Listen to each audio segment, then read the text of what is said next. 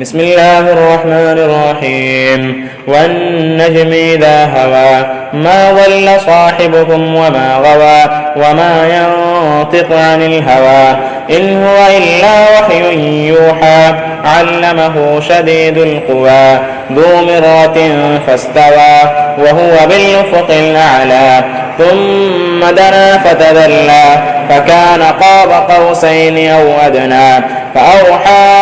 إلى عبده ما أوحى ما كذب الفؤاد ما رأى أفتمارونه على ما يرى ولقد رآه نزلة أخرى عند سدرة المنتهى عندها جنة المأوى إذ يغشى السدرة ما يغشى ما زاغ البصر وما طغى لقد رأى من آيات ربه الكبرى أفرأيتم اللات والعزى ومناة الثالثة الأخرى ألكم الذكر وله الأنثى تلك إذا قسمة ضيزى إن هي إلا أسماء سميتموها أنتم وآباؤكم ما أنزل الله بها من سلطان إن يتبعون إلا الظن وما تهوى الأنفس إن يتبعون إلا الظن وما تهوى الأنفس ولقد جاءهم من ربهم الهدى أم للإنسان ما تمنى فلله الآخرة والأولى وكم من ملك في السماوات لا تغني شفاعتهم شيئا إلا من بعد أن يأذن الله لمن يشاء ويرضى إن الذين لا يؤمنون بالآخرة ليسمون الملائكة تسمية الأنثى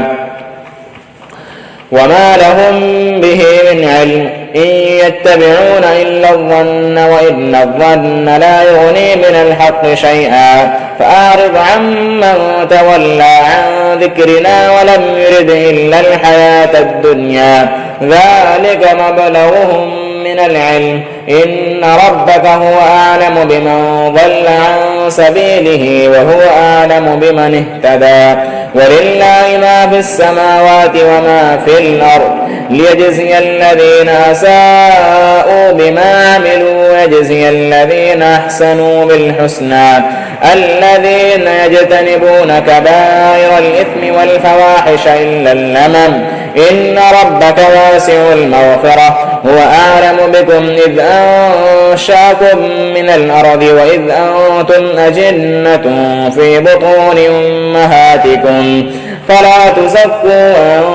أنفسكم هو أعلم بمن اتقى أفرأيت الذي تولى وأعطى قليلا وأكدى أعنده علم الغيب فهو يرى أم لم ينبأ بما في صحف موسى وإبراهيم الذي وفى ألا تزر وازرة وزر أخرى وأن ليس للإنسان إلا ما سعى وأن سعيه سوف يرى ثم يجزاه الجزاء الأوفى وأن إلى ربك المنتهى وأنه هو أضحك وأبكى وأنه هو أمات وأحيا وأنه خلق الزوجين الذكر والأنثى من نطفة إذا تمنى وأن عليه النشأة الأخرى وأنه هو أغنى وأقنى وأنه هو رب الشعرى وأنه أهلك عادا الأولى